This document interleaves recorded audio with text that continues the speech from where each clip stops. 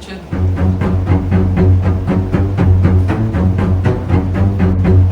Pasamos del humo de los fusiles en Cuba al denso olor a incienso del Vaticano.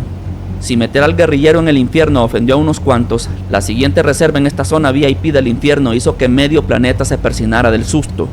Hablamos de Juan Pablo II, sí, el Papa, el del Papamóvil, el de las palomas blancas. ¿Qué diablos hace la máxima autoridad espiritual compartiendo llamas con dictadores y asesinos a sueldo? Esa es exactamente la bofetada que Cancerbero te quería dar en la cara.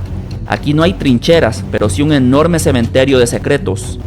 El pontificado de este inocente gigante de la fe coincidió exactamente con la época en que la olla de presión eclesiástica explotó, destapando una de las redes de abuso más nauseabundas de la historia.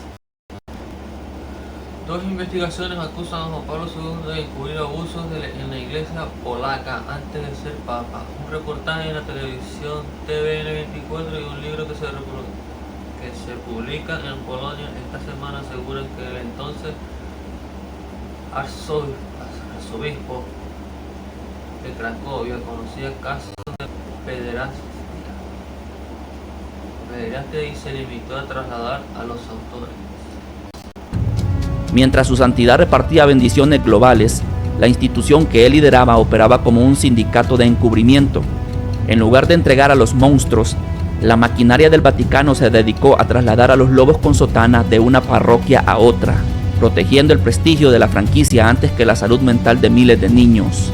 Todo esto, por supuesto, aderezado con el pequeño e hipócrita detalle de predicar sobre la pobreza evangélica mientras te sientas en un trono de oro incalculable, cobrándole el diezmo a gente que apenas tiene para comer. Pero Cancerbero era demasiado agudo para quedarse con el morbo fácil.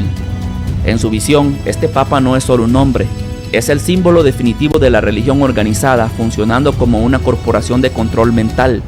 Es la representación de esta estructura milenaria que te vende la salvación a plazos, usando la culpa como correa y el miedo al castigo eterno como látigo. Todo mientras se autoproclaman los dueños absolutos de la moralidad. Nos enseñaron a besarle el anillo a la autoridad divina, pero la sentencia aquí es clara. Al fuego no le importa cuántos millones te aplaudieron en la plaza de San Pedro, porque cuando se apagan las cámaras y te toca rendir cuentas, ni siquiera el traje de representante de Dios en la tierra te sirve de escudo si elegiste proteger al lobo en lugar de salvar a las ovejas. Esas son una de las cosas que más o menos se polémica, pues, o sea, lo oscuro que tiene la iglesia y el catolicismo, que también es mucha teoría realista en el sentido de que tiene sentido, porque que es una forma de manipular a la gente que cree en eso y tal por el estilo, que también la Biblia ha sido manipulada. Entonces yo solamente creo en mi Dios, que Él es el que me ayuda. Yo no creo en nada en esto. Yo en lo personal yo no. Los demás, cada quien tiene su derecho de creer en lo que quiera. Y si creían que después de arrastrar las vestiduras del Vaticano por el fango, íbamos a darle un respiro a la brújula moral, se equivocan. Dejamos atrás las cúpulas de mármol y nos subimos a las frías cumbres del Tíbet para encontrarnos con nuestro tercer invitado.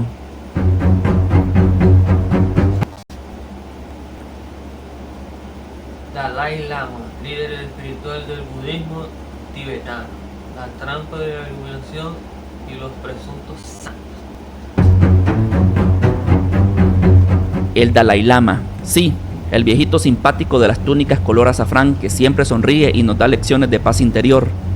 A diferencia de nuestro primer amigo de la boina en Cuba, aquí no hay un historial evidente de fosas comunes ni escuadrones de la muerte a sus espaldas. ¿Por qué demonios entonces lo mandaron al mismo pozo de azufre? Porque Cancerbero era un maestro del terror psicológico, y aquí su objetivo no era castigar un crimen bélico, sino dinamitar un concepto mucho más peligroso, la ilusión del ser humano moralmente intocable. Pero afinen el oído, porque el diablo siempre está en los detalles. La letra no señala simplemente al líder tibetano, dispara la rima contra los presuntos Dalai Lamas. Esa simple palabrita lo cambia absolutamente todo. Es un dardo envenenado que sugiere que los títulos de iluminación, el aura de santidad y la fama de gurú pacífico muchas veces no son más que una excelente campaña de marketing espiritual. A lo largo de toda su obra, Cancerbero nos escupió en la cara nuestra pésima costumbre de fabricar ídolos perfectos. Nos rogó que dejáramos de idolatrar ciegamente a los guías morales de plástico sin atrevernos a mirar qué esconden bajo la túnica. Por eso, este personaje no funciona como una acusación penal directa, sino como un recurso filosófico brillante. Representa la mentira de la pureza absoluta. Nos convencieron de que la meditación y el pacifismo de vitrina te elevan por encima de los mortales, pero el veredicto en este tribunal es impecable. No importa cuántos mantras recibes ni cuán iluminada sea tu pose frente a las cámaras, porque cuando el suelo se abre, el título de santo es solo un pedazo de papel que arde exactamente a la misma velocidad que el de cualquier dictador. Ya desenmascaramos a los santos de vitrina y a los pacifistas de marketing. Ahora toca bajar un par de círculos más en este abismo para encontrarnos con alguien que no necesita la palabra presunto al lado de su nombre. Pasamos de las metáforas espirituales al terror a escala industrial con nuestro cuarto inquilino. Mao Zedong, líder de la República Popular China, el arquitecto de utopías y fosas comunes.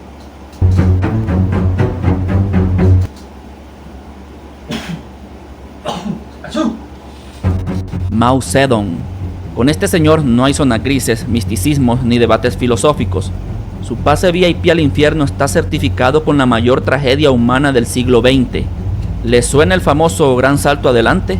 Esa brillante campaña publicitaria de finales de los años 50, donde juró convertir a China en una superpotencia de la noche a la mañana.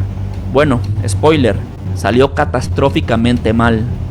Su obsesión por forzar el campo y su descarada manipulación de los números oficiales terminaron provocando una hambruna tan monstruosa que la factura se pagó con decenas de millones de cadáveres. Pero claro, a Mao le empezó a gustar demasiado la silla del poder y no pensaba soltarla. Como el experimento agrario casi le cuesta el trono, decidió que la mejor forma de distraer al personal era sembrar el caos total. Entra en escena la revolución cultural. Básicamente una cacería de brujas masiva donde cualquiera que usara gafas, enseñara en la universidad o pensara distinto era automáticamente enemigo del pueblo. Intelectuales humillados en las plazas, opositores triturados por el sistema, campos de reeducación a reventar y milenios de patrimonio reducidos a cenizas.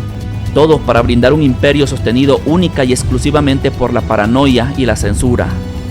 Su cameo en la letra de Cancerbero es el golpe más crudo a la demagogia. Mao es la encarnación perfecta de esa pesadilla que el rapero denunciaba constantemente. El líder salvador que te promete bajar el cielo a la tierra mientras te encierra con llave en el matadero. Nos intentan vender que los sacrificios son necesarios en nombre del progreso histórico, pero la sentencia en esta canción no tiene afiliación política. No importa de qué color pintes tu bandera ni cuánta saliva gastes hablando del bien común. Si para edificar tu utopía necesitas pavimentar el camino con millones de cráneos, tu destino final siempre va a oler a azufre. Dejamos atrás a los arquitectos del terror a escala industrial para adentrarnos en un terreno aún más pantanoso. Porque si pensaban que desafiar a la iglesia o a los monjes pacíficos era pisar callos, prepárense, porque Cancerbero decidió que era una buena idea arrojar a las llamas a una deidad literal.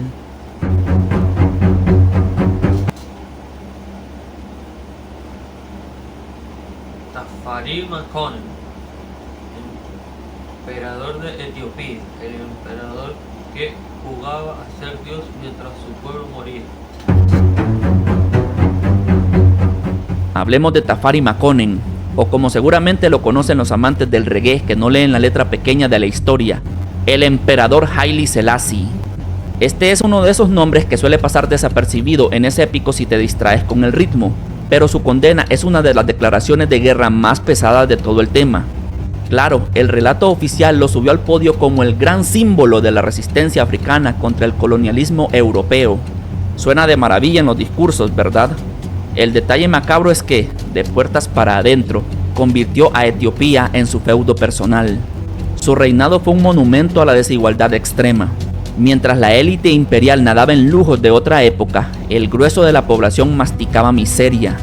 Y cuando la sequía y la hambruna brutal tocaron a la puerta en sus últimos años de mandato, ¿adivinen qué hizo el gran Salvador?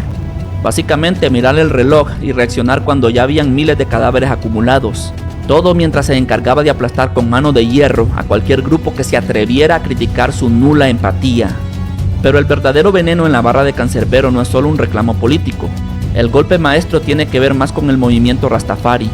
Para esta cultura, nuestro querido emperador no es un simple monarca con afición por el poder. Es venerado como la reencarnación divina en la tierra, el mismísimo Yah. Aquí es donde la provocación del rapero alcanza niveles de genialidad absoluta. Al arrastrar al infierno a alguien que millones consideran sagrado, desafía nuestra ridícula necesidad de deidificar a seres de carne y hueso con defectos bastante terrenales. No es solo un ataque contra una religión en particular, es un escupitajo a esa costumbre humana de ignorar las sombras de nuestros líderes solo porque brillan mucho en la foto oficial. Nos enamoramos de la leyenda del rey africano divino al ritmo de la música, pero el abismo no baila al son de nadie. Si te sientas a mirar cómo tu gente se muere de hambre mientras exiges ser tratado como un dios, tu corona divina se derrite exactamente al mismo nivel que las medallas de cualquier tirano común y corriente. Si arrastrar a una deidad africana al fuego eterno les pareció una provocación excesiva, agárrense fuerte, porque para el siguiente en la lista nos toca soltar los fusiles, dejar en paz a los cetros divinos y sentarnos frente a un piano. Ludwig van Beethoven, compositor alemán de la Sinfonía del Tormento. Llegamos a la que, sin lugar a dudas, es la aparición que más te descoloca la primera vez que escuchas ese épico. Ludwig van Beethoven, el maestro intocable de la música clásica, el tipo que compuso las melodías que hoy suenan de fondo en las bodas de alta cuna. A simple vista resulta casi cómico verlo compartiendo celda con Mao o el Che, pero cuando le das la vuelta al lienzo, descubres que el infierno de Cancerbero también tiene un pabellón de máxima seguridad exclusivo para los demonios internos. La vida de Beethoven no fue una apacible sonata bajo la luz de la luna, fue un auténtico thriller psicológico. Imaginen ser el cerebro musical más brillante de la historia humana y que tu propio cuerpo te apague el interruptor del sonido. Esa sordera progresiva lo empujó por un barranco emocional tan denso que en su famoso testamento Heiligenstadt de 1802 dejó por escrito que estuvo a un suspiro de quitarse la vida. Y aquí es donde las viejas reglas del juego divino te atrapan. Bajo la estricta moralidad dantesca que empapa la canción, rendirse ante la desesperación y coquetear con el suicidio no es un grito de auxilio, es un boleto de ida al abismo. A eso hay que sumarle que nuestro amigo de la melena alborotada no era exactamente el primero en la fila para comulgar los domingos. El suicidio no es un grito de auxilio. Las reglas del juego divino te atrapan. Bajo la estricta moralidad dantesca que empapa la canción, rendirse ante la desesperación y coquetear con el suicidio no es un grito de auxilio, es un boleto de ida al abismo. Tal cual. O sea, yo a veces entiendo a las personas que sufren de depresión y no consiguen una persona como desahogarse o algo por el estilo, o para drenar esa mala vibra que tienen por dentro, y a veces piensan que ese es el mejor camino y piensan que es lo correcto, pero no es lo correcto. En ningún tipo de sentido esa solución, el suicidio es correcto. Y tuvo buena esa frase. A eso hay que sumarle que nuestro amigo de la melena alborotada no era exactamente el primero en la fila para comulgar los domingos. Beethoven le dio la espalda a los dogmas empolvados de la iglesia tradicional y se compró el paquete completo de la ilustración. Prefería buscar lo divino en la rebeldía del arte, la naturaleza y la libertad humana. Una actitud que, a los ojos de los guardianes de la fe de su época, olía peligrosamente a herejía.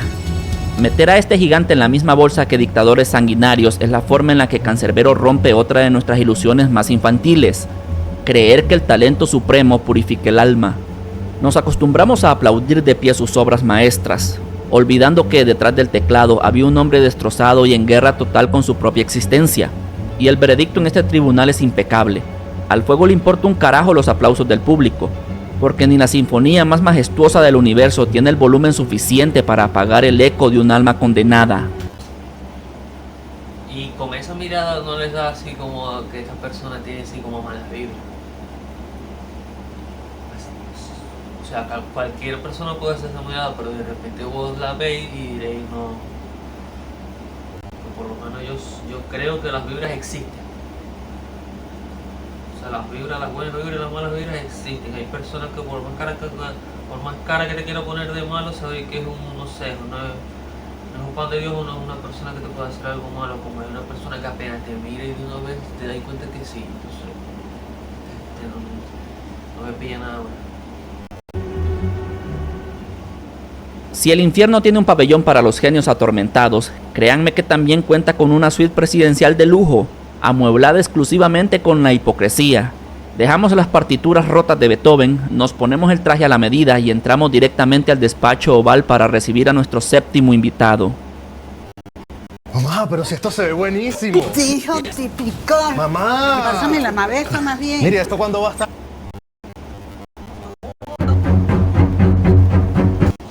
John Frank Kennedy, presidente 35 de los Estados Unidos, el sueño americano patrocinado por la CIA.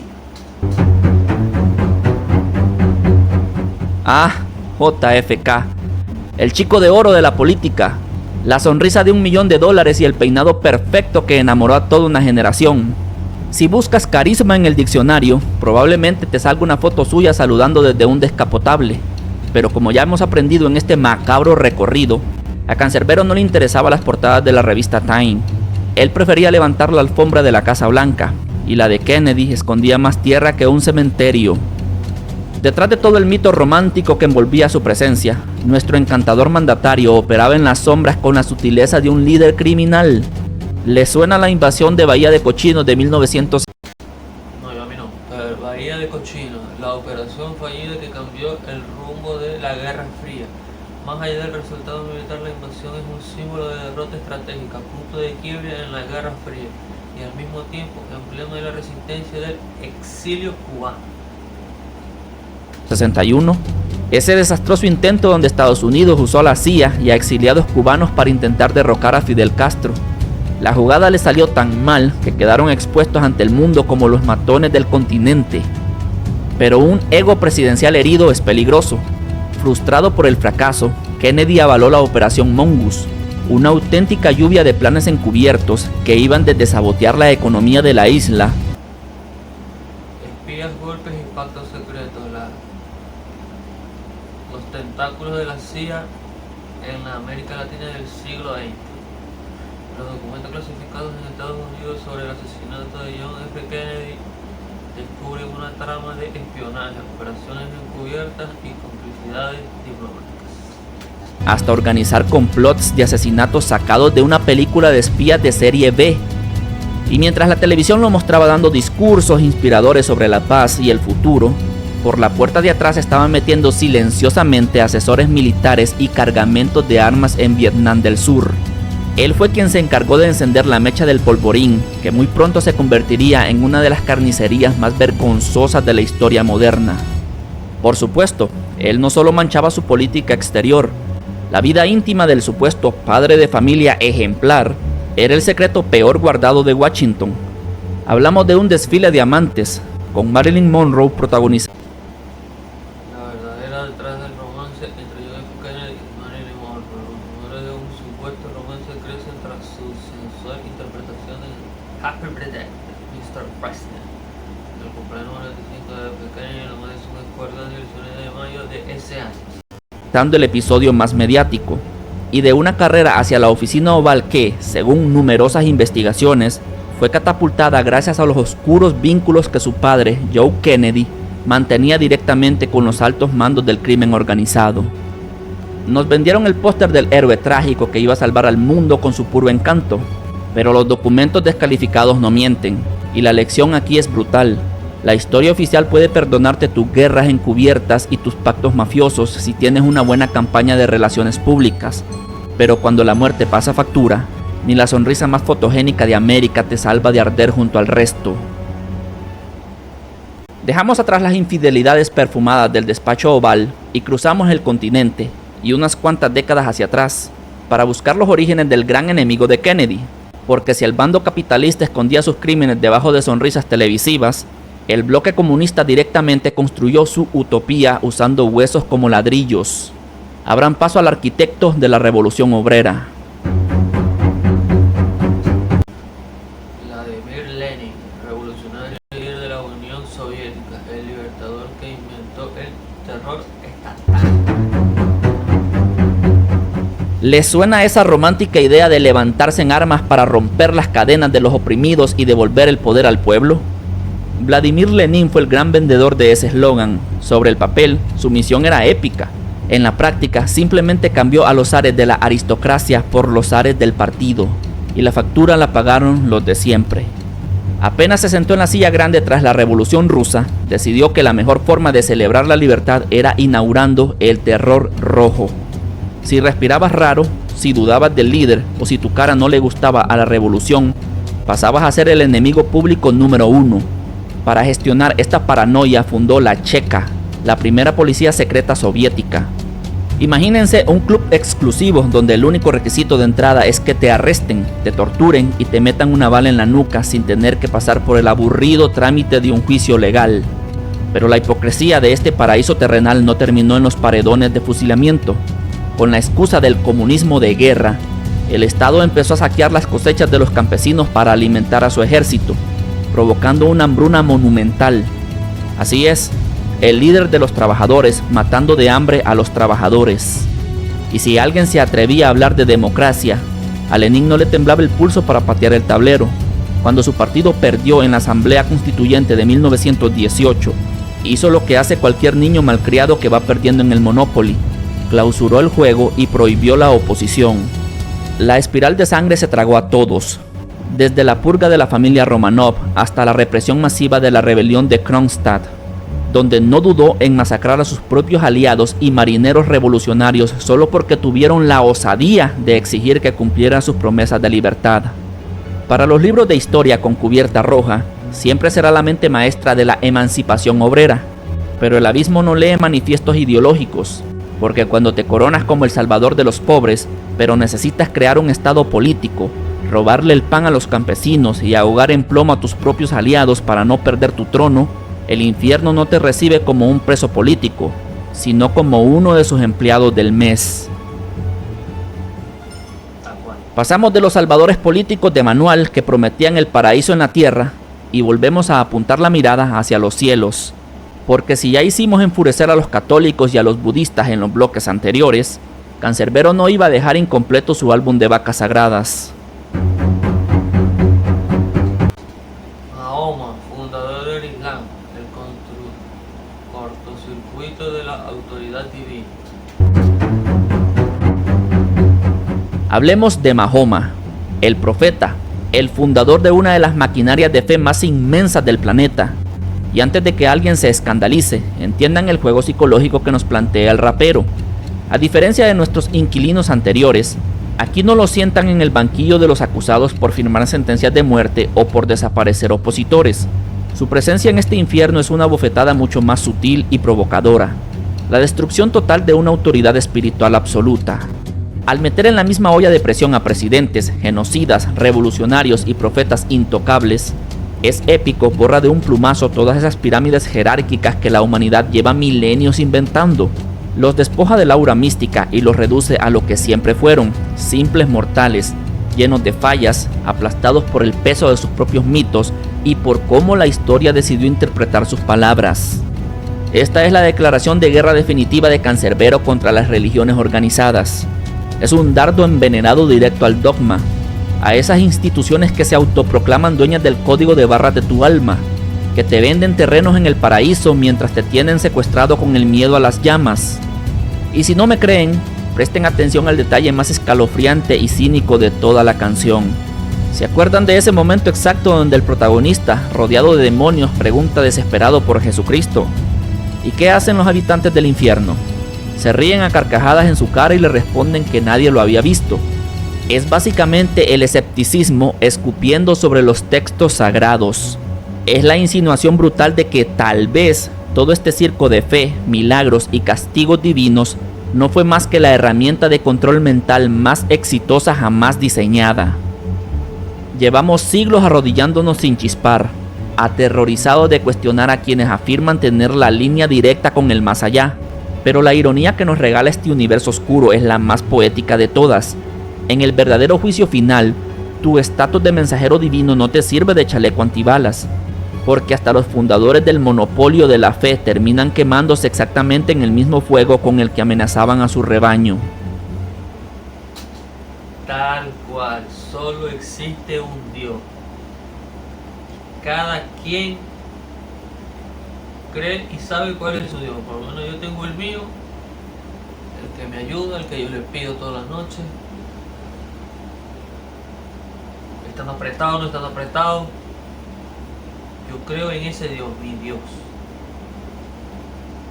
Todo el que se, como aquí dice, todo el que se diga Dios aquí en esta tierra no es Dios. Eso es mentira. Nadie es más que nadie. Eso sí, agregando un tipo de cosas, alguien en el mundo tiene que existir con, entre mis cosas paranoicas, alguien en el mundo tiene que existir con, no con superpoderes, pero sí con un grado más elevado de lo que sea. Y ya que acabamos de abrir la caja de Pandora de las autoridades espirituales y el control mental, no hace falta viajar milenios en el pasado para encontrar a otro maestro de la persuasión sagrada. Vamos a adelantar el reloj, cruzamos el charco hacia el siglo XIX y le damos la bienvenida a nuestro 10º inquilino, la versión Made in USA del profeta intocable. Joseph Smith, líder religioso estadounidense, ilusionista de las revelaciones. Si vas a armar una religión desde cero, más te vale tener un guión impecable, como este por ejemplo. Y Joseph Smith, la mente maestra detrás del imperio mormón, era un contador de historias de primera liga. Mientras Cancerbero destrozaba la farsa de los líderes antiguos en su infierno, no se olvidó de reservar una celda especial para los emprendedores modernos de la fe, esos que convierten los mensajes celestiales en una franquicia de conveniencia personal. ¿Se imaginan el nivel de audacia que necesitas para convencer a una multitud de que un ángel te entregó unas placas de oro con la verdad absoluta, pero que, vaya, qué lástima, nadie más puede ver? Ese fue solo el truco de calentamiento. La verdadera magia negra de Smith no estaba en los relatos sobrenaturales incomprobables, sino en cómo usaba su línea directa con el Creador para justificar absolutamente todos sus caprichos terrenales y blindar su autoridad. El ejemplo más descarado, la poligamia. Porque piénsenlo un segundo, qué conveniente resulta recibir un mandato divino que casualmente te obliga a coleccionar esposas mientras afianza tu poder sobre una comunidad que no se atreve a cuestionarte. Para sus devotos seguidores era el faro de luz en un mundo en tinieblas. Para sus críticos y para los ojos escépticos de esta canción, no era más que el estafador definitivo que disfrazó la manipulación psicológica de fe pura. Nos enseñaron a bajar la cabeza frente a cualquiera que asegure tener un mensaje exclusivo del cielo, pero el veredicto en este infierno no traga cuentos. Puedes inventarte todos los dogmas de oro que quieras y convencer a miles que eres el elegido, pero cuando cae el telón y toca enfrentar la eternidad, las revelaciones divinas que te sacaste de la manga no sirven como extintor. Dejamos en paz a los vendedores de humo sagrado y volvemos a mancharnos las manos de sangre. Vamos a rebobinar la cinta un par de milenios, alejarnos de los altares y visitar a quien prácticamente patentó la megalomanía política. Abran paso al emperador. Julio César, militar dictador romano, el padre fundador del ego imperial. Julio César, sí, el de la ensalada, el de la obra de Shakespeare y el póster favorito de tu profesor de historia antigua. Nos lo han vendido durante siglos como el estratega definitivo, el genio inalcanzable de Roma, pero si traducimos gloria militar y conquista al lenguaje del mundo real, lo que tenemos es un tipo que construyó su pedestal pisando una montaña de cadáveres tan alta que tapaba el sol. En el clásico de la Divina Comedia, Dante le tuvo algo de respeto y lo dejó cómodamente sentado en el limbo, una especie de sala de espera VIP para los paganos ilustres que no merecían sufrir. Pero Cancerbero no escribía para quedar bien con la academia. Él agarra a César por la capa, lo saca a patadas del Salón de la Fama y lo arroja directo a las calderas. Su objetivo es destrozar ese estúpido y antiguo hábito nuestro de aplaudir a los asesinos en masa solo porque ganaron muchas batallas y construyeron edificios bonitos. Y aquí es donde la pluma del rapero brilla con una genialidad retorcida. En esa misma barra de la canción empareja a Julio César con Napoleón Bonaparte y a Barack Obama. Un cruce histórico que a simple vista parece no tener sentido, hasta que entiendes el chiste macabro. Cancerbero no dice que tengan las mismas políticas, nos está gritando en la cara que son distintas actualizaciones del mismo virus. Representan la encarnación cíclica de esa ambición humana capaz de amasar un poder monstruoso mientras te justifican invasiones, bombardeos y miseria bajo la gastada excusa del bien mayor, la civilización o la libertad. Nos fascinan las estatuas de mármol y las epopeyas en los libros de texto, pero en el infierno tienen una memoria excelente. No importa que pasen los siglos, que las togas se conviertan en trajes a la medida o que las espadas sean reemplazadas por drones. Al final del día, el imperio que levantas sobre las ruinas de otros huele a carnicería, y la eternidad no te va a dar una medalla por ello. Y hablando del diablo, literalmente, si Julio César fue la primera temporada de esta sangrienta serie sobre tiranos con delirios de grandeza, la secuela nos lleva directamente a Francia para conocer a su heredero espiritual.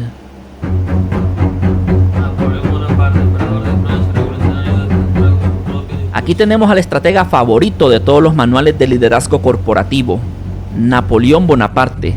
Muchos lo idolatran como un genio incomprendido, pero el infierno de Cancerbero no evalúa tus maniobras de ajedrez, sino la cantidad de cadáveres reales que usaste como peones. Y las guerras napoleónicas, básicamente, convirtieron a toda Europa en su matadero personal.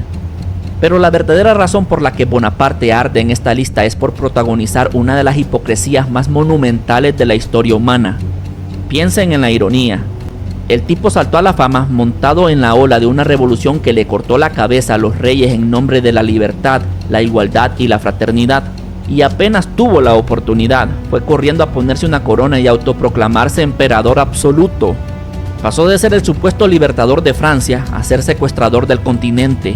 Y esto nos trae de vuelta a la barra más brillante y cínica de la canción, esa que ya empezamos a desmenuzar con Julio César. César y Napoleón salieron de las llamas porque es la misma persona que ahora es un tal Obama. No es que Cancerbero se volvió loco y empezó a creer en la reencarnación literal estilo película de Hollywood. Lo que hace es diagnosticarnos el virus más antiguo de la humanidad. Napoleón es simplemente el huésped del medio en esta cadena de imperfección imperial. Primero fue el dominio romano, luego fue el ego francés intentando devorarse a Europa, y finalmente la versión moderna con traje a la medida y drones. Es una bofetada a nuestra ingenuidad colectiva. La historia es un disco rayado de líderes carismáticos que te endulzan el oído prometiendo progreso mientras afilan la guillotina a tus espaldas. Nos obligaron a memorizar sus victorias en los libros y a admirar sus arcos del triunfo, pero la justicia del infierno tiene un sentido del humor bastante negro. No importa si empezaste tu carrera defendiendo a los oprimidos, si para calmar tu complejo de inferioridad necesitas incendiar medio mundo y sentarte en un trono, al fuego le importa un demonio tu genialidad. Para la eternidad solo eres un traidor más que se creyó su propia mentira. Y así llegamos a la joya de la corona, el acto final de esa perturbadora trinidad imperial de la que hablábamos hace un minuto. Dejamos descansar las espadas oxidadas y los cañones de bronce para entrar de lleno en la era del exterminio por control remoto y las relaciones públicas. Barack Obama, presidente número 44 de los Estados Unidos, el premio Nobel de la Paz que hacía llover fuego. A diferencia de los dictadores de manual o los emperadores megalómanos que ya hemos despellejado, el caso del 44º presidente de Estados Unidos es una obra maestra del cinismo contemporáneo. Aquí no van a encontrar uniformes militares tapizados de medallas ni gritos histéricos desde un balcón. No, aquí hay trajes a la medida, un carisma desbordante y discursos impecables leídos desde un teleprompter. Obama es, ante los ojos de la cultura popular, el chico bueno de la película geopolítica. Si hasta le dieron el premio Nobel de la Paz casi por el simple hecho de ganar la elección y sonreír bonito ante las cámaras. Pero, ¿adivinen qué pasó cuando se cerraron las puertas del despacho oval y se apagaron los micrófonos? El gran pacifista se acomodó en la silla y pisó a fondo el acelerador de la guerra del siglo XXI. Durante su mandato, los cielos de Yemen, Pakistán y Somalia se convirtieron en un enjambre de drones que repartían democracia a base de misiles Hellfire. La narrativa oficial era eliminar extremistas de forma quirúrgica. Claro, pero el detalle macabro que la historia oficial suele omitir es que las cámaras infrarrojas no saben distinguir muy bien entre un campamento terrorista. Obama admite que el problema de los Estados Unidos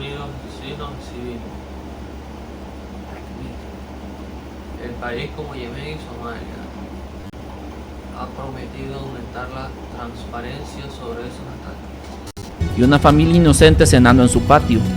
Daños colaterales, le llaman los burócratas de Washington para poder dormir tranquilos. Y mientras el mundo entero le aplaudía de pie por su tono conciliador y tolerante, la maquinaria militar que él comandaba seguía triturando países enteros, manteniendo vivas las intervenciones en Irak, Siria y Libia. Sí, es cierto que él no encendió la mecha de todos esos incendios, pero en lugar de llamar a los bomberos, simplemente aprendió a avivar las llamas desde la distancia. Por eso Cancerbero cierra su profecía uniéndolo con César y Napoleón.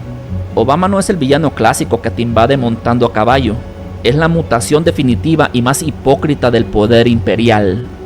Nos hipnotizaron con coloridos carteles de esperanza y portadas de revistas amigables, pero el abismo no entiende de marketing político.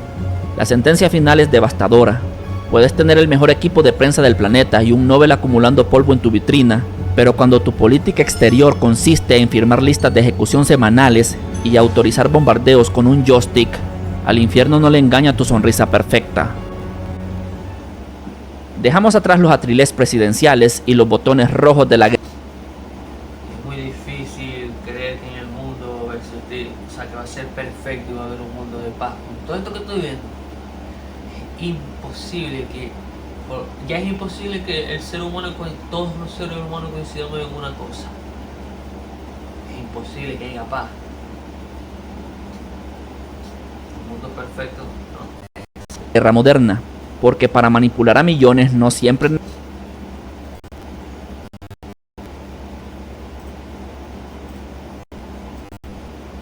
necesitas comandar el ejército más poderoso del mundo. A veces basta con una Biblia bajo el brazo y la labia de un vendedor de autos usados. Volvemos al pabellón de los mercaderes de la fe para recibir al ocupante de la celda 14. Charles Taze Russell, fundador religioso estadounidense, el estafador de los apocalipsis invisibles. Si creían que Joseph Smith era el único emprendedor estadounidense que supo sacarle rentabilidad a las escrituras, les presento a Charles Taze Russell, la mente maestra que sentó las bases para los testigos de Jehová. Y como ya sabemos, Cancerbero tenía un radar implacable para detectar a los falsos profetas que confundían el púlpito con una caja registradora. El gran producto estrella de Russell no era la salvación, sino el fin del mundo. Literalmente se plantó frente a sus seguidores y les vendió que en 1914 llegaría el reino de Dios. Pero claro, llegó la fecha, el calendario avanzó y no bajó ningún ángel con trompetas ni el cielo se partió en dos. ¿Qué haces cuando tu profecía estrella fracasa estrepitosamente frente a todo tu rebaño? ¿Pides perdón? Por supuesto que no. Aplicas la excusa más patética en la historia de las religiones. Les dices que el evento sí ocurrió, pero que fue invisible. Así es, un apocalipsis que no se puede ver, pero en el que tienes que creer ciegamente si quieres salvarte. Pero los dividendos de un apocalipsis fantasma no eran suficientes. Como buen tiburón de los negocios sagrados, Russell decidió diversificar su cartera y meterse en el fraude agrícola. Comenzó a comercializar el famoso trigo milagroso, prometiendo a sus devotos que la semilla tenía propiedades sobrenaturales por las que cobraba precios absurdos. La estafa iba viento en popa hasta que el periódico The Brooklyn Daily Eagle lo expuso en primera plana. Russell, indignado, lo demandó por difamación y terminó haciendo el ridículo en la corte porque, oh sorpresa, no pudo demostrar ni un solo milagro en sus granos mágicos. Por si fuera poco, de puertas para adentro, el iluminado pastor era un auténtico tirano. En 1906, su propia esposa huyó de él y le pidió el divorcio, destapando una olla llena de maltrato psicológico, control absoluto y comportamientos sumamente turbios por parte del líder. Nos exigen vaciar nuestros bolsillos y entregar nuestra voluntad a cambio de un asiento en primera fila para el juicio final, pero el verdadero infierno está reservado para los que facturan con el miedo, y en la balanza de este averno oscuro, si construyes un imperio financiero vendiendo granos mágicos y mentiras invisibles, tu condena será muy real y créeme, a la vista de todos. Dejamos en el retrovisor a los charlatanes de la fe y su apocalipsis de bolsillo para volver a las grandes ligas de la hipocresía política.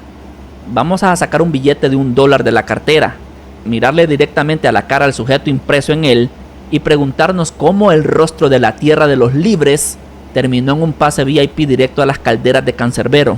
Abran paso al padre fundador. George Washington, primer presidente de los Estados Unidos, el padre de la libertad. George Washington. Padre de las cadenas de España. George Washington.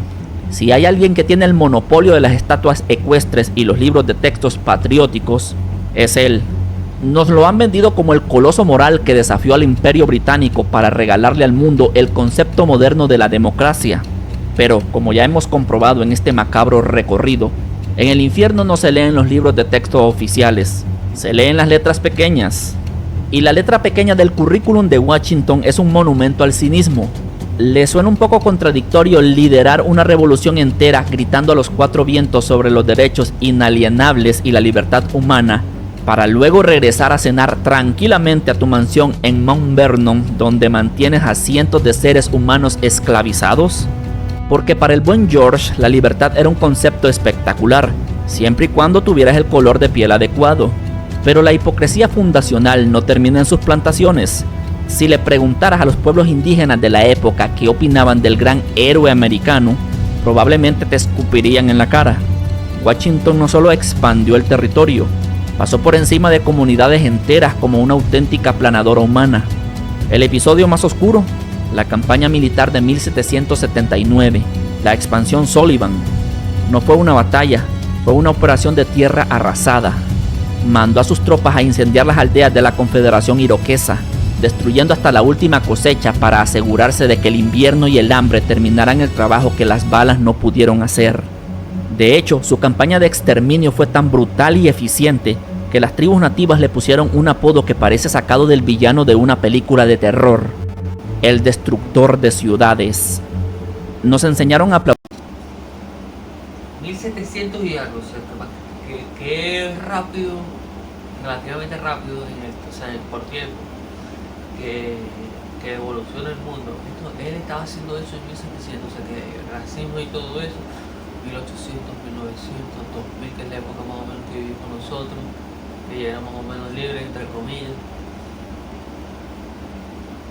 Y de aquí para allá. 300 años son algo. Hay que ver qué pasó en esos 300 años. Al prócer de mármol que cruzó el río Delaware para darnos la independencia, pero el infierno no perdona las dobles morales, y la sentencia aquí no deja espacio a dudas. Si te pasas la vida entera exigiendo tu derecho a ser libre, mientras te aseguras de mantener bien afilado el látigo para los demás, tu pedestal de héroe se va a fundir directamente en el mismo lago de fuego de cualquier tirano común. Ya que acabamos de bajar del pedestal al prócer intocable del norte, es justo y necesario que migremos hacia el sur para equilibrar la balanza, porque al parecer en el universo de Cancerbero el cargo de libertador de la patria viene con un pase directo y sin escalas a las calderas. Preparen las monturas porque nos vamos a cruzar los Andes. José de San Martín, militar, libertador de América y libertador de las sociedades secretas. Si naciste en Latinoamérica, este nombre es sagrado. José de San Martín es el héroe indiscutible de las plazas, el hombre que le entregó la independencia en bandeja de plata a Argentina, Chile y Perú. Verlo en la misma lista que Mao o Lenin te hace levantar una ceja, ¿verdad? Pero aquí es donde Cancerbero nos obliga a quitarnos las gafas del patriotismo y mirar la historia con una lupa bastante más cruda. Seamos honestos, no liberas a medio continente a base de abrazos y debates diplomáticos. Detrás de la épica militar, de los óleos heroicos y de las marchas triunfales, hay una montaña de cadáveres. Las campañas de San Martín implicaron guerras sangrientas, ejecuciones de prisioneros y miles de muertes en combate. Y bajo la estricta, casi asfixiante moralidad dantesca que rige este infierno, la sangre humana mancha exactamente igual, sin importar si la derramas para construir un imperio o para liberar una nación. El fin, a los ojos del abismo, no justifica la carnicería. Pero la cosa se pone más oscura cuando apagamos las luces del campo de batalla y entramos a los callejones de la política. San Martín no era solo un militar de a caballo, era un maestro de las sombras, fue pieza clave de la creación de la Logia Lautaro, una sociedad secreta masónica que operaba tras bambalinas para mover los hilos del continente. Y como podrán imaginar, a la Iglesia Católica de la época le hacía muchísima gracia estas reuniones clandestinas y los juramentos ocultos. Para ellos, el Libertador no era más que un hereje con uniforme. Y ni hablemos de su amargo final. Tras años de tensiones, luchas de egos y un misterioso choque de trenes con Simón Bolívar, nuestro gran héroe decidió que ya había tenido suficiente. Tiró la toalla y se tomó el primer barco a Europa para no volver.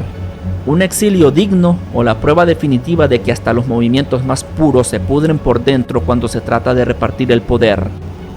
Nos enseñaron a cantar sus himnos desde la escuela primaria y a dibujar sus hazañas en los cuadernos, pero el tribunal del inframundo es completamente daltónico ante los colores de tu bandera.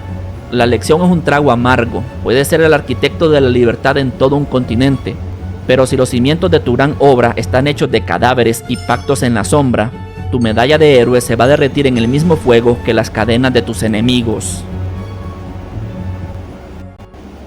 Ya limpiamos la sangre de los campos de batalla sudamericanos y dejamos atrás los libertadores de espada y caballo. ¿Creen que si abandonamos la pólvora, guardamos los sables y abrazamos el pacifismo absoluto, estaremos a salvo de las llamas? Piénsenlo 2 veces, porque el abismo también reserva una celda para el máximo ídolo de las frases motivacionales.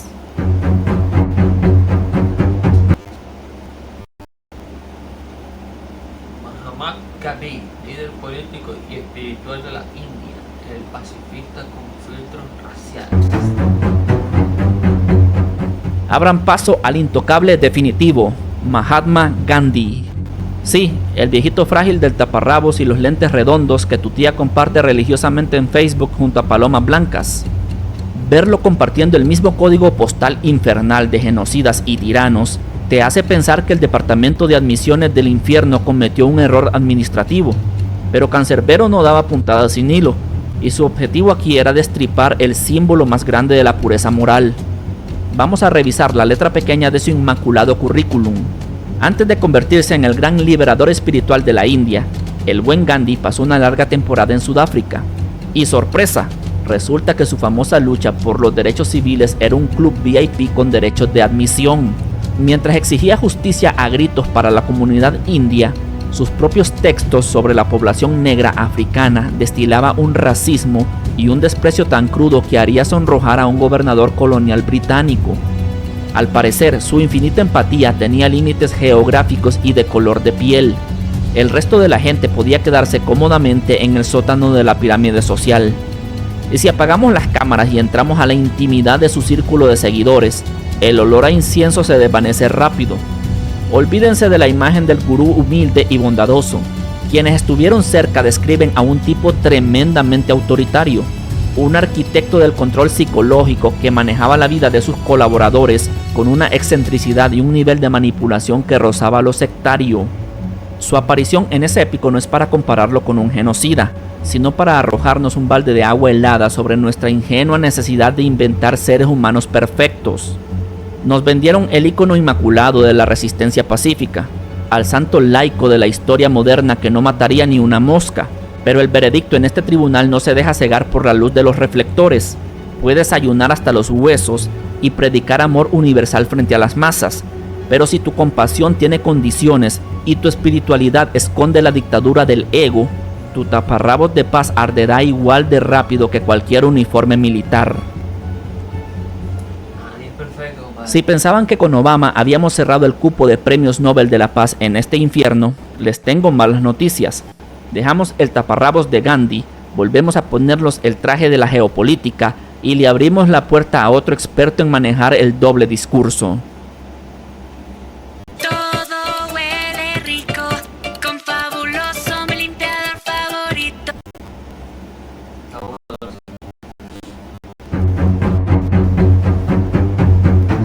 Yasir Arafat, presidente de la Autoridad Nacional Palestina, el Nobel de la Paz que financiaba el... Yasir Arafat, para millones de personas, el rostro indiscutible de la resistencia palestina, el hombre del ícono pañuelo que luchaba por la liberación de su pueblo. Pero si le quitamos el filtro romántico de las noticias y empezamos a escarbar en el lodo de los años 70 y 80, la Organización para la Liberación de Palestina, por sus siglas OLP, que él comandaba, se parecía menos a un ejército libertador y mucho más a un sindicato global del caos. Hablemos sin eufemismos. Estamos hablando de una época marcada por secuestros de aviones, atentados y sangre derramada a nivel internacional. ¿Le suena la masacre de los Juegos Olímpicos de Múnich en 1972? Múnich sangrentado, cuando un grupo de terroristas palestinos secuestró y asesinó a 11 atletas israelíes en los Juegos Olímpicos. El 5 de septiembre de 1972, por la madrugada, 8 integrantes del grupo extremista Septiembre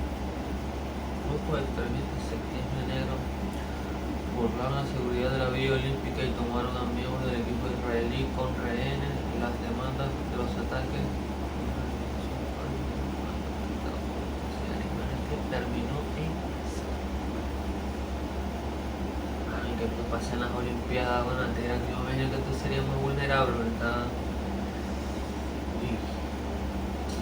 Donde 11 atletas israelíes fueron asesinados.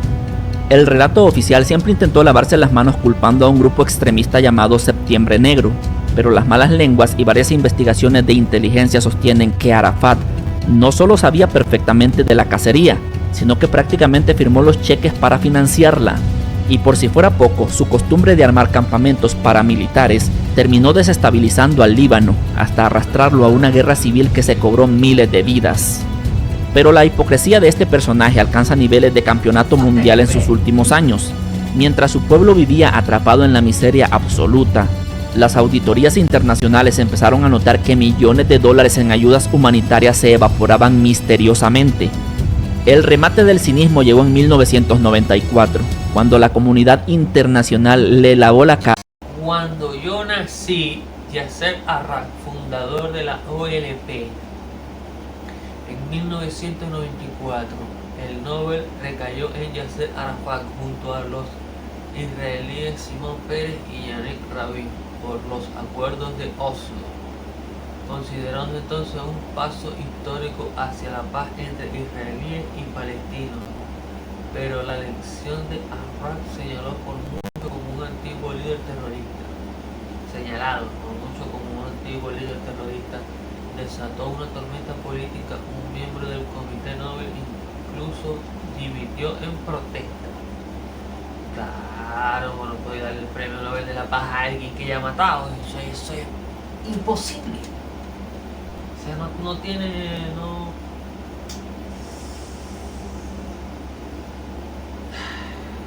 sentido. Le puso un traje y le entregó el premio Nobel de la Paz por los acuerdos de Oslo. Un líder hablando de concordia y diplomacia frente a las cámaras, mientras por debajo de la mesa, años después, supuestamente le guiñaba el ojo a la segunda intifada. Hace 20 años la segunda intifada. A finales de septiembre de 2000, los terroristas palestinos se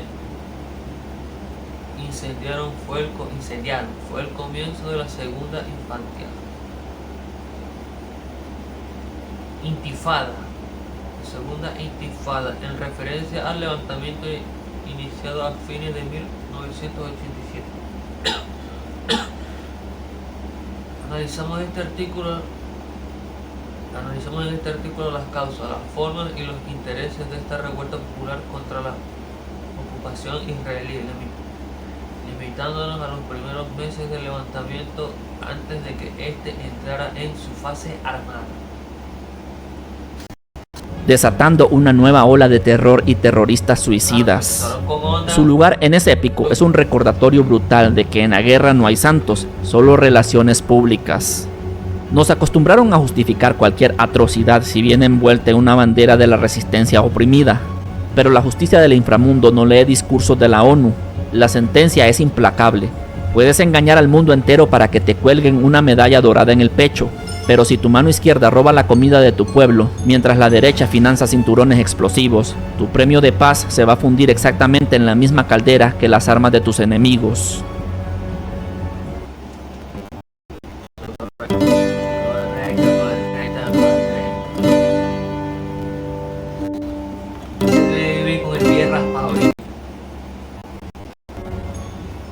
Dejamos las medallas de paz manchadas de pólvora del Medio Oriente y nos subimos a una carabela. Porque si vamos a hablar de campañas de relaciones públicas exitosas para ocultar masacres, tenemos que visitar al pionero absoluto de esta técnica. Entramos a la recta final de esta pesadilla y miren con qué belleza nos acabamos de tropezar. Cristóbal Colón, navegante y colonizador europeo, el descubridor que inventó el apocalipsis americano. Cristóbal Colón, el valiente navegante, el marinero soñador.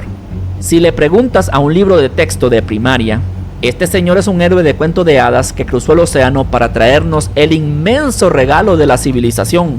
Pero si le preguntas a los habitantes originarios que lo recibieron en la playa, bueno, no puedes, porque Colón y sus muchachos se encargaron de casi exterminarlos a todos. A diferencia de otros inquilinos en este infierno que al menos fingían tener ideales políticos complejos, el expediente de Colón es de una brutalidad asquerosamente simple. Apenas puso un pie en el Caribe, decidió que este nuevo mundo iba a ser su campo de concentración privado. Los taínos, que amablemente le dieron la bienvenida, pasaron en tiempo récord a ser esclavos forzados a exprimir hasta la última pepita de oro de la tierra. ¿Y qué pasaba si un indígena no llegaba a la ridícula cuota de oro que le exigían? El gran almirante no les enviaba una advertencia por escrito, les mandaba a cortar las manos y se las colgaba en el cuello para que sangraran hasta morir frente al resto de la tribu. Una técnica de gestión de recursos humanos impecable, ¿verdad? Lo que en las cortes de Europa se celebró con brindis dorados y cantos de expansión heroica, aquí inauguró el saqueo sistemático más monstruoso de la historia. Fue el kilómetro cero de la aniquilación, esclavitud a destajo, enfermedades y la destrucción de sociedades milenarias que fueron aplastadas simplemente porque estaban paradas encima del dinero. Nos obligaron a dibujarle carabelas con sonrisas en la escuela primaria y a dedicarle feriados en el calendario por haber descubierto un mundo que, para empezar, nunca estuvo perdido.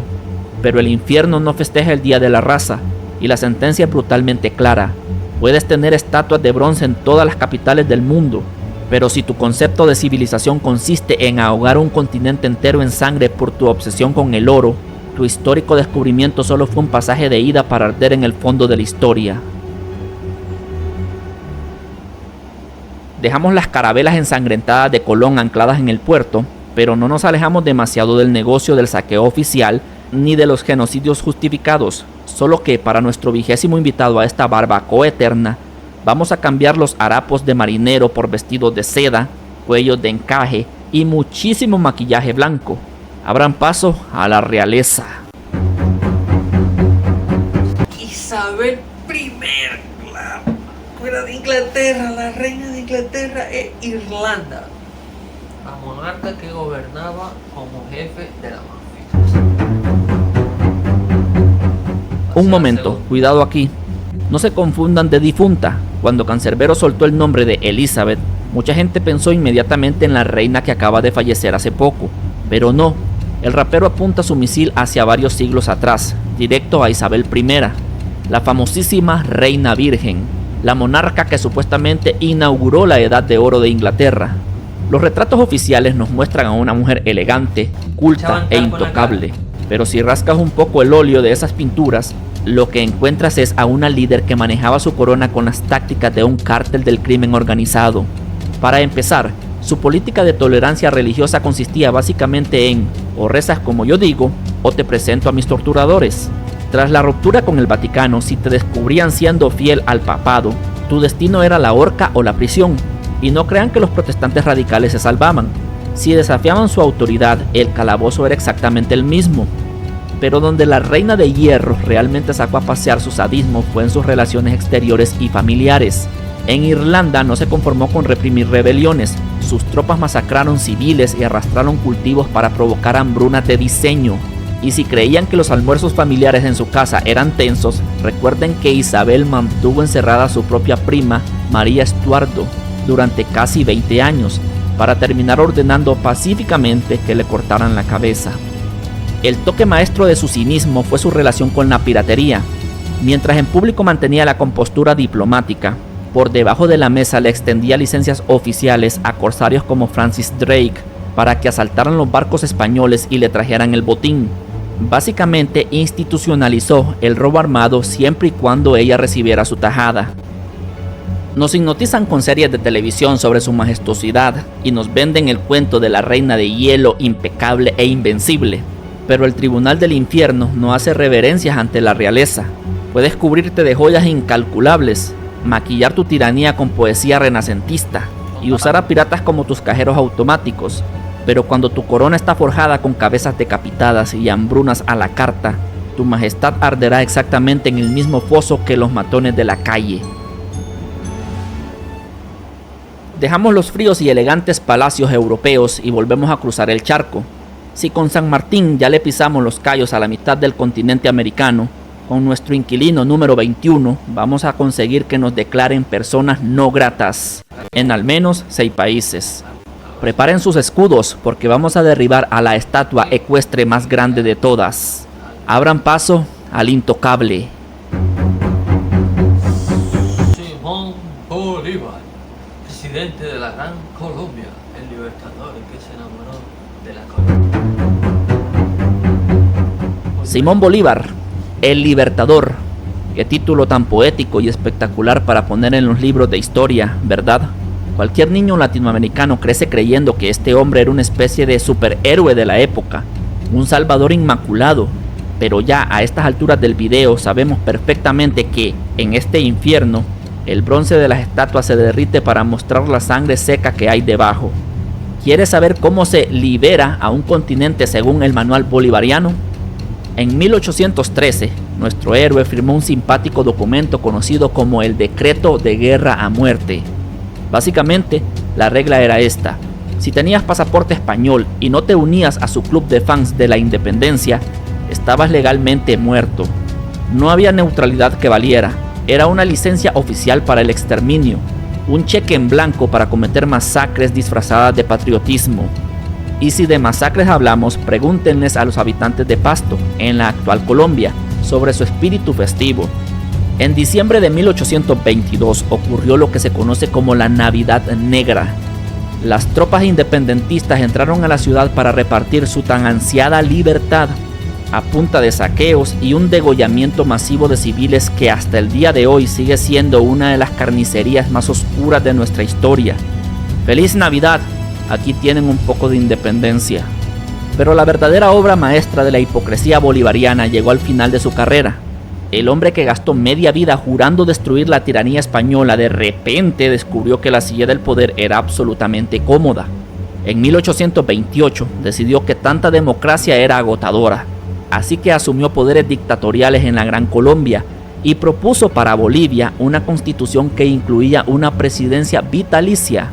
Vamos, exactamente lo mismo que un rey europeo, pero con otro sombrero. Nos exigen ponernos de pie y quitarnos el sombrero cada vez que suena su nombre en un acto cívico, pero el infierno no sabe de desfiles militares. La condena es una ironía perfecta. Puedes cabalgar por medio mundo jurando romper cadenas, pero si para lograrlo necesitas firmar sentencias de muerte, masacrar civiles y terminar atornillado a una silla de dictador vitalicio, al final de la historia descubres que simplemente fuiste el monstruo del que prometiste salvarnos. Dejamos a los libertadores de dictadura vitalicia ahogándose en su propio ego. Llegamos a la última celda de este recorrido terrenal. Y para cerrar esta lista de mortales, el guión no nos lanza a otros genocidas ni a otro político corrupto. Decidió que era el momento exacto para hacernos dudar de nuestra propia cordura. Respiren profundo, siéntense en posición de loto y prepárense para el cortocircuito definitivo.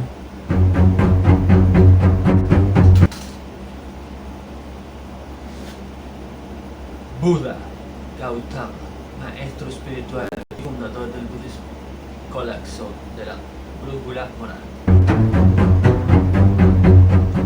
Buda Siddhartha Gautama, el póster definitivo del desapego, la paz interior y la iluminación. A ver, revisemos su expediente criminal. No hay invasiones militares, no hay masacres, no organizó escuadrones de la muerte ni estafó a nadie vendiéndole trigo mágico.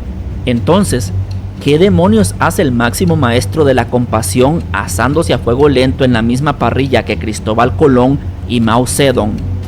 Aquí es donde la genialidad de Cancerbero alcanza su punto de ebullición. no metió a Buda en este pabellón para acusarlo de un crimen histórico oculto. Lo puso ahí como una bomba de relojería directamente atada a nuestra concepción del bien y el mal. Es una bofetada filosófica monumental. Piénsenlo con frialdad. Si el tipo que literalmente alcanzó el nirvana, el que renunció a todo y se liberó del sufrimiento terrenal, termina compartiendo el mismo código postal infernal que tiranos y asesinos en serie, entonces el mensaje es aterrador. El manual de salvación que nos han vendido durante siglos es una estafa. Es la forma más cruda de restregarnos en la cara que la idea del ser humano 100% puro es un cuento de hadas para calmar a las masas. En este caos del inframundo colapsan todos los dogmas. Con Buda sentado entre las llamas, la canción nos arrincona contra la pared y nos obliga a hacernos la pregunta más incómoda de nuestra existencia. Si no importan tus medallas de guerra y ni siquiera alcanzar la máxima perfección espiritual te salva del fuego, entonces, ¿quién diablos escribe las reglas del juego?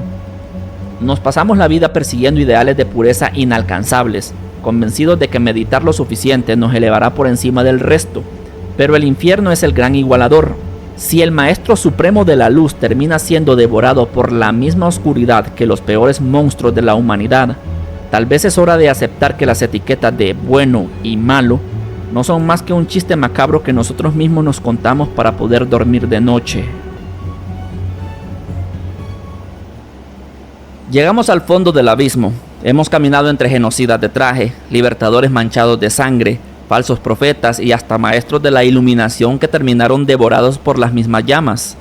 A estas alturas, el protagonista de la canción, y probablemente tú que estás viendo este video, está aterrado. Las reglas del bien y el mal colapsaron, el tablero se rompió. Rodeado de toda esta élite histórica asándose a fuego lento, al protagonista de Es Épico solo le queda una carta por jugar. Busca desesperadamente el botón de pánico espiritual, levanta la mirada en medio de ese caos de tortura eterna y hace la única pregunta lógica que le puede quedar a un alma desesperada. Cristo, figura central del cristianismo, el Salvador que nunca llegó a la fiesta. Pregunta por Jesucristo. Busca al Cordero, al Hijo de Dios, al Salvador definitivo para que le explique por qué las reglas del juego están tan torcidas. ¿Y qué respuesta le devuelve el infierno? No hay un silencio respetuoso, no hay demonios temblando de miedo ante el nombre sagrado. Solo hay una ensordecedora y fría carcajada colectiva. Pregunté por Cristo y noté que se burlaron porque nadie lo había visto. Y justo en ese instante, cuando tienes la guardia baja y el corazón en la garganta, Cancerbero te suelta el gancho al hígado definitivo, la barra más blasfema, cínica y brillante de toda la canción, diciendo que fue un truco de la iglesia para gobernar al mundo con su majestuosa empresa. ¡Bum! Jaque mate. Aquí ya no está auditando los pecados de los mortales. Cancerbero desnuda a la fe misma, le arranca el velo místico y la exhibe como lo que, bajo esta oscura lupa, realmente es. La corporación multinacional más exitosa y macabra jamás inventada.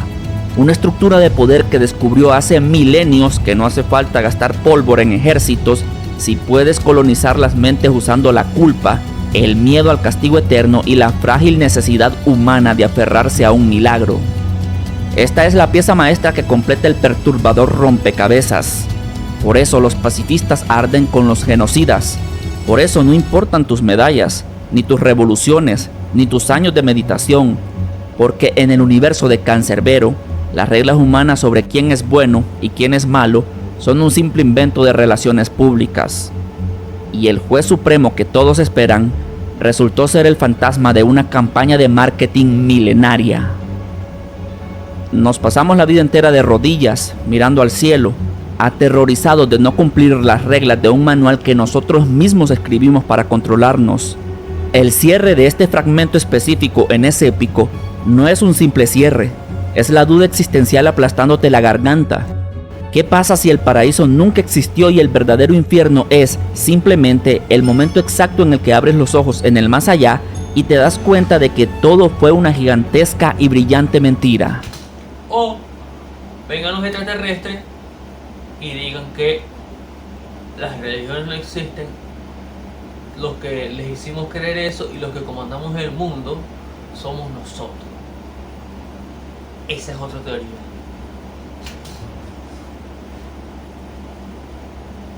Si llegaste hasta acá, ya no vas a volver a escuchar esta canción de la misma manera.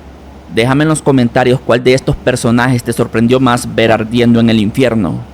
De mi parte es todo por este video, espero que te haya gustado y hasta la próxima. Buen video.